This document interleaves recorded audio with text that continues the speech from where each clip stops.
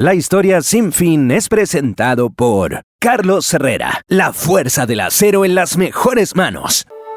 Vaya por lápiz y cuaderno, porque aquí comienza la clase magistral del que más sabe. El profesor Cristóbal García Huidobro nos cuenta lo que realmente pasó en La historia sin fin. Solo aquí, en la Metro.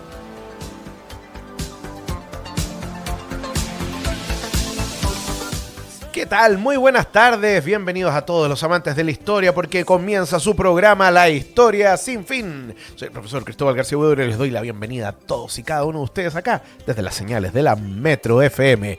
Oigan, primero que todo, bienvenidos a los que nos están escuchando a través de las frecuencias de la radio, a los que nos ven a través del canal 194 de Zapping, a los que nos ven y nos escuchan a través de nuestro podcast de La Historia Sin Fin en Spotify y, por cierto, a todos los que nos ven y nos escuchan también a través de las señales de internet de streaming de la radio, la metrofm.cl y también la Metro TV, nuestro canal de YouTube. Sí, porque genio, evidentemente que son de internet, perdón, me estoy auto haciendo coaching.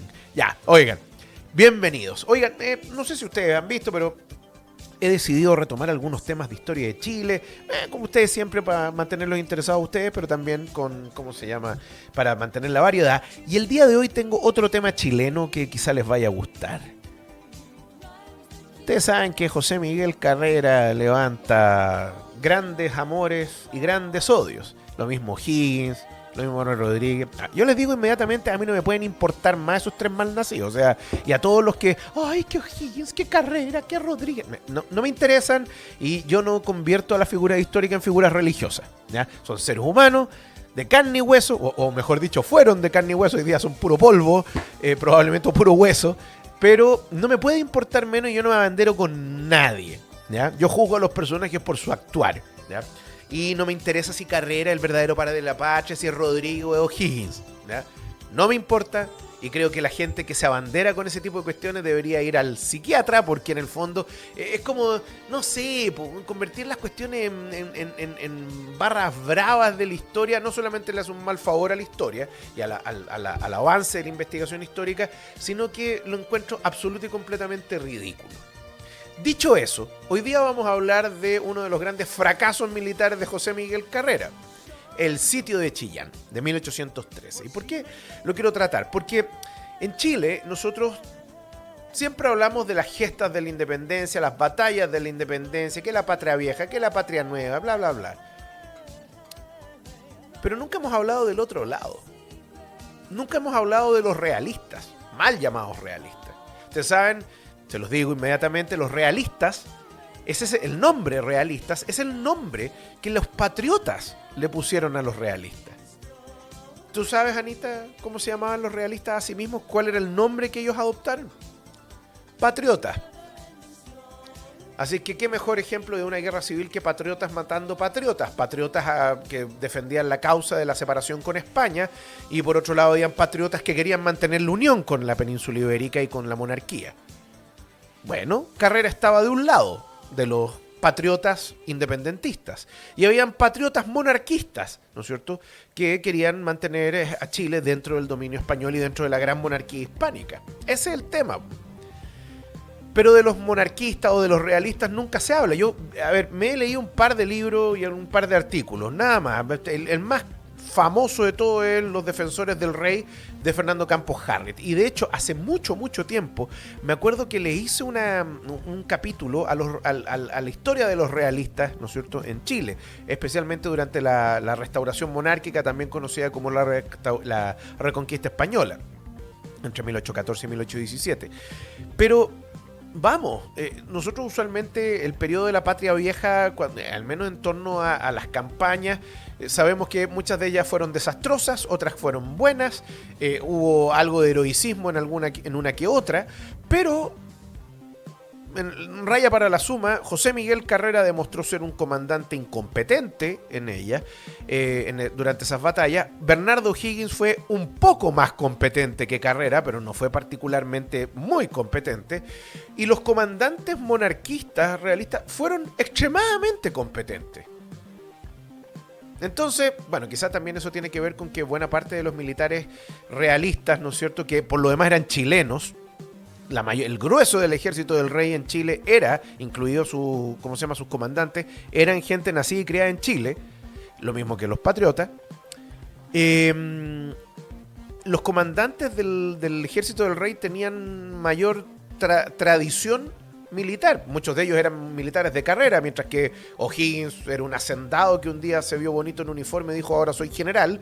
Y por otro lado José Miguel Carrera, que había sido un voluntario en la guerra de independencia española, ¿no es cierto?, la guerra contra Napoleón a partir de 1808, era una persona que su educación militar era mínima y él había aprendido fundamentalmente en el campo de batalla. Ya, pero de ser un estratega militar y cosas por el estilo, nada más lejos de la realidad. Lo mismo Rodríguez, Manuel Rodríguez era abogado y eso era su ¿cómo se llama? Su profesión.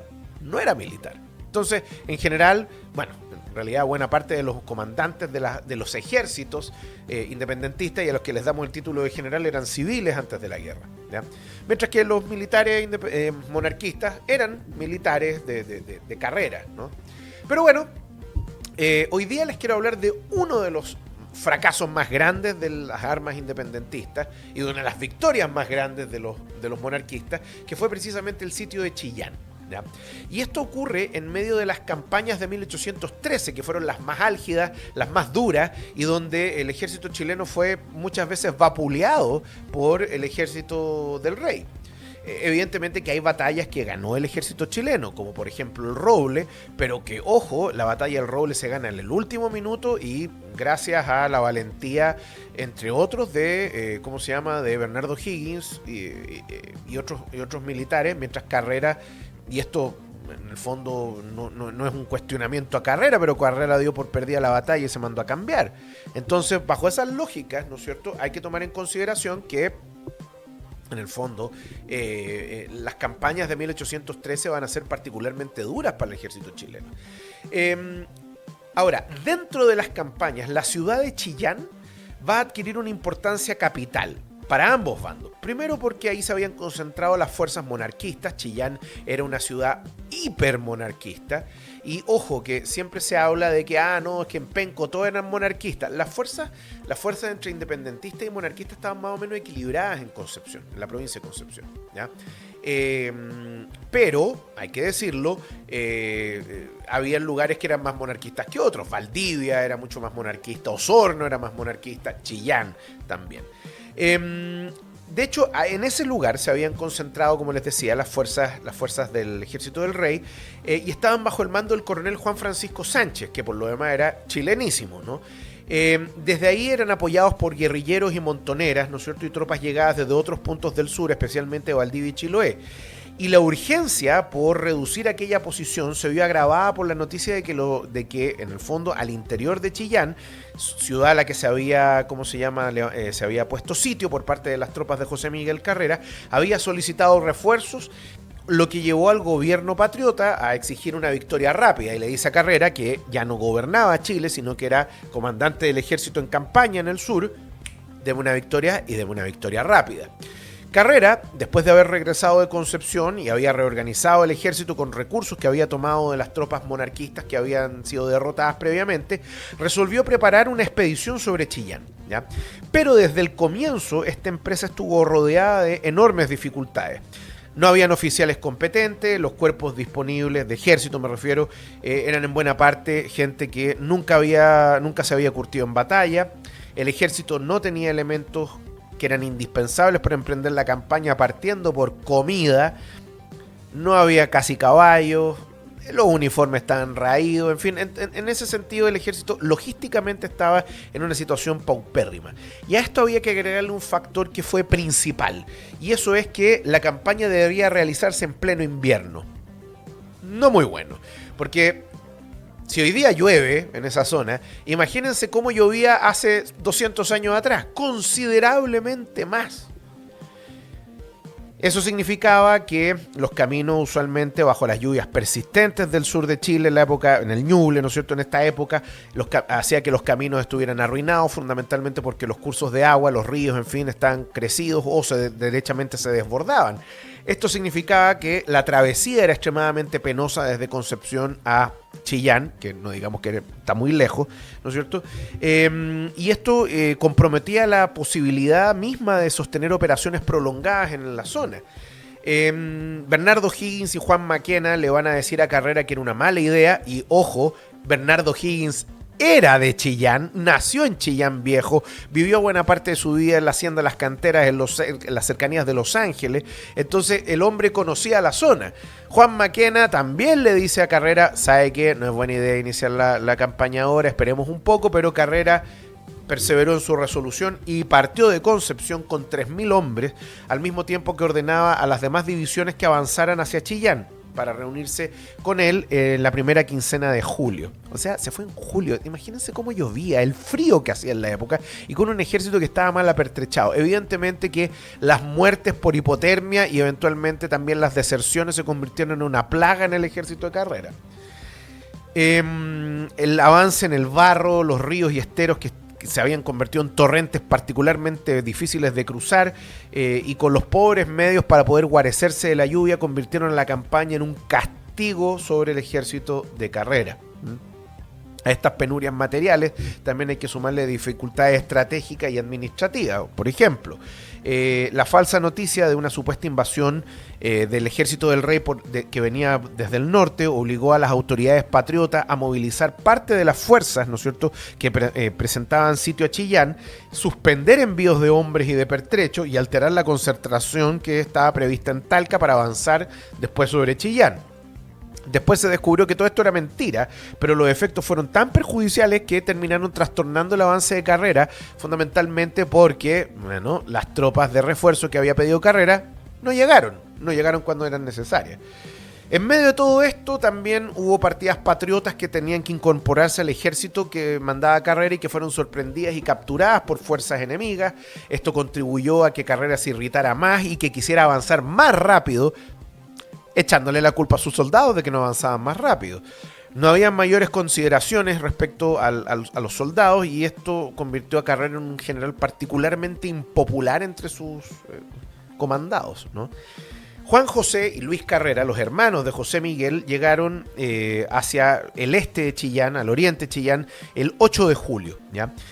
O'Higgins arribó 2 días después, ¿no es cierto?, con una columna con fuerza considerable, y solamente el 25 de julio lograron llegar desde Talcahuano cañones, ¿no es cierto?, que su traslado se hizo particularmente difícil por el barro, el agua, en fin, para poder plantarle sitio a la ciudad, porque sin artillería en realidad no hay forma de ponerle sitio a una ciudad, aunque sea pequeña como era Chillán en esa época.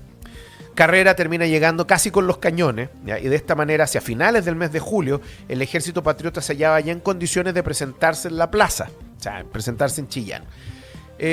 Sin embargo, esta concentración, lograda a costa de grandes sacrificios y fatigas, ¿no es cierto?, no resolvía el problema fundamental y que persistía en el ejército de Carrera. Falta comida, faltan medios apropiados para sostener el sitio, y por lo tanto, estamos en pleno invierno y los soldados se nos están muriendo producto del clima. Ahora, en el fondo, vamos a ver cómo Chillán Viejo, porque por si acaso el sitio es sobre Chillán Viejo. Chillán Nuevo, que el Chillán actual, no existía. Chillán Nuevo se va a fundar después del terremoto de 1835, así que esto es Chillán Viejo. Y Chillán estaba fundamentalmente levantado sobre una loma suavecita entre el estero del Paso Hondo al norte y el estero Maipón, ¿no es cierto?, por el poniente, y el río Chillán hacia el sur. Esto le da bastantes, ¿cómo decirlo?, ventajas defensivas al ejército del rey, ¿no es cierto?, y que de hecho, como estaban trabajando en sitio conocido los monarquistas, decidieron levantar, levantar fortificaciones, ¿no? Y con una población de cerca de 4.000 personas, la ciudad había visto aumentar su número bruscamente, ¿no es cierto?, a cerca de 9.000, producto de las tropas que había llegado a concentrar el ejército del rey en la zona. Esto hacía también que aumentara la población de Chillán. O sea, otro elemento que aumentó la población de Chillán fue que había mucha gente que salió despavorida de los campos, ¿no es cierto?, a refugiarse en Chillán, porque adivinen, pues había llegado el ejército de Carrera depredando lo que tuviera a su paso, ¿no es cierto?, llevándose animales, cosechas, ¿no es cierto?, grano de reserva y bueno, todo lo que encontraran a su paso, porque el ejército estaba hambreado, no tenía suficiente comida y bueno, Carrera da la orden de hacer pillaje en los campos. Cuando Carrera llegó al frente de Chillán, ¿no es cierto?, ya habían algunos análisis de ingenieros militares, ¿no?, de las defensas que se habían preparado, y el 26 de julio de 1813 Carrera instaló a su ejército en una de las lomas entre la ciudad y el estero Maipón, y mientras el cuartel general se situaba en las alturas de Coyanco, Carrera decidió emprender, ¿no es cierto?, el emplazamiento de la artillería, que por lo demás fue particularmente difícil. O sea, los dos cañones de 24 libras que llevaba Carrera, o sea, que había trasladado Carrera desde Talcahuano, era muy difícil moverlos a la posición que el mismo Carrera había señalado, precisamente por lo desfavorable que era el clima. Y eventualmente, el 27 de julio de 1813, Carrera le intima rendición a las fuerzas que estaban al interior de Chillán. Hubo intentos de conciliación de ambas partes, precisamente para que el sitio no se produjera, y eventualmente esas negociaciones no prosperaron. Durante los 2 días siguientes, los ejércitos permanecieron observándose sin entrar en una acción definitiva, y finalmente va a ser el 29 de julio cuando comenzó el bombardeo por parte del ejército de Carrera. ¿Y ustedes creen que los monarquistas se quedaron callados? Le respondieron con toda Carrera, y que tenían más artillería que Carrera al interior de la ciudad. Menos poderosa, pero más cantidad, pero en mucho mayor número en cuanto a la cantidad, ¿no es cierto? Y ese cañoneo se prolongó durante varios días, ¿ya? Pero, aunque ustedes no lo crean, de lado y lado no provocó mayores daños. ¿Saben por qué? Porque buena parte de las balas, tanto del ejército del rey como del ejército patriota, terminaban enterradas en el barro y no hacían explosión ni tampoco destruían nada, porque, bueno, ahí quedaban. Hubo daños materiales, pero fueron mínimos, ¿ya? Ahora, la ineficacia del bombardeo, especialmente del ejército patriota, fue muy grande, no tanto por lo material y lo estratégico, sino por lo moral. La moral del ejército empezó a bajar porque no lograban una victoria rápida, las órdenes increpaban, Carrera increpaba a sus soldados de que fueran más certeros, en fin, pero sin comida, sin avituallamiento correcto, sin abrigo, en fin, los soldados no estaban realmente motivados para pelear. Noches enteras pasadas a la intemperie, soportando la progresiva escasez de víveres, el frío que calaba los huesos, los caballos, ¿no es cierto?, que estaban agotados, ¿no?, y la prolongación del sitio, que se pensaba iba a ser corto, amenazaban con convertir al campamento de Carrera en un polvorín, ¿ya? Eventualmente, el 3 de agosto va a haber un primer gran combate, ¿no es cierto? En la noche del 2 al 3 de agosto, casi todo el ejército patriota avanza por el estero del Maipón, ¿no es cierto? Se aproximaron a las lomas más cercanas a la ciudad, y durante la oscuridad el coronel Juan Maquena, ¿no es cierto?, va a dirigir la construcción de una batería de avanzada, precisamente para bombardear la plaza. Allí se instalaron 6 cañones que habían llegado hacía poco y habían caído en manos del ejército, y la posición quedó comunicada con la línea patriota que avanzaba por un camino cubierto, que Bernardo Higgins, de hecho, tomó el mando de esa batería y va a estar acompañado por un sargento mayor, el sargento Oyer, jefe de la artillería, y por el gran Espano, ¿no es cierto?, encargado de la infantería que debía defenderla. Espano, por lo demás, por si ustedes no lo saben, era español. Y es uno de los españoles que pelea a favor, precisamente, de la, de la causa, digámoslo, de la causa patriota. Al amanecer, Juan Francisco Sánchez, el coronel Sánchez, que defendía la posición en Chillán, advirtió, ¿no es cierto?, que había una posición nueva y resolvió atacarla sin demora. ¿En qué se va a traducir esto? Una columna realista compuesta por fuerzas profundas, que venían desde Valdivia, ¿no es cierto?, avanzó contra la batería, la recibieron con un fuego de fusil y de cañón, y el combate se sostuvo por más de una hora con gran violencia. Los patriotas resistieron con firmeza, sufrieron grandes bajas, pero finalmente la línea principal del ejército que defendía, ¿no es cierto?, que veía, perdón, esta lucha, pronto iba a derivar en una acción general contra las tropas que estaban en Chillán. Maquena y Luis Carrera, de hecho, avanzaron por los flancos, ¿no?, con destacamentos para tratar de romper las líneas de Sánchez, que había mandado a las tropas que venían de Valdivia contra la batería.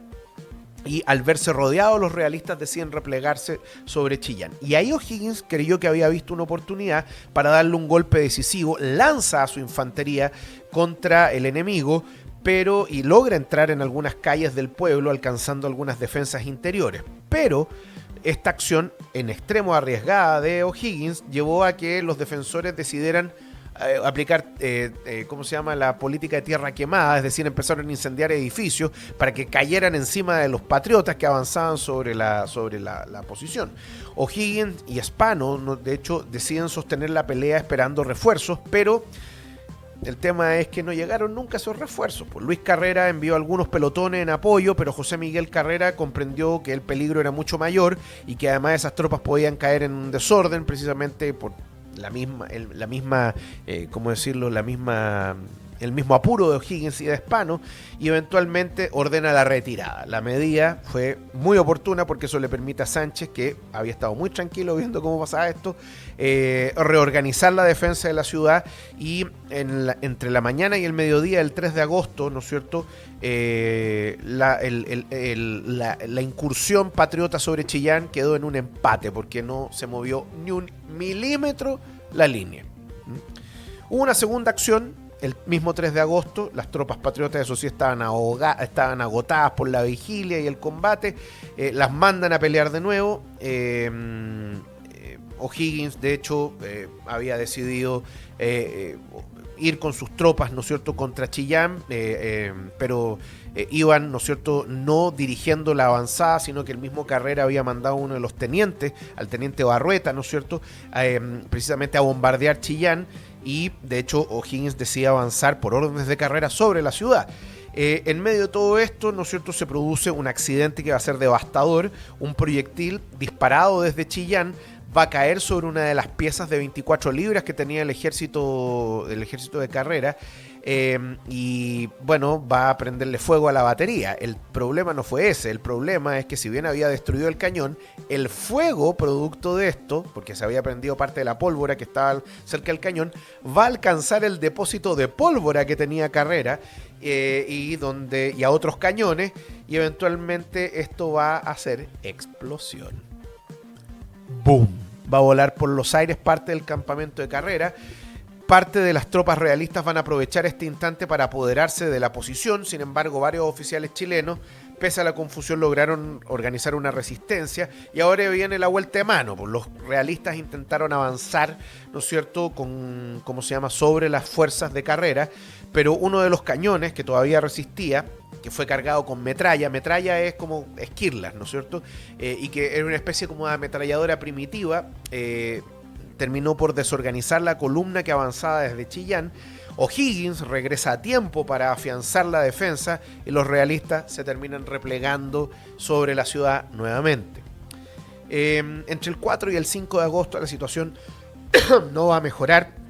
De hecho, va a haber una nueva acción frustrada el 5, ¿no es cierto?, el coronel Luis Carrera, ¿no es cierto?, encargado de defender una de las posiciones, se va a enfrentar a las tropas del batallón Valdivia, ¿no es cierto?, que avanzaba desde Chillán contra la posición de los patriotas, y eventualmente los realistas van a ser repelidos, ¿no?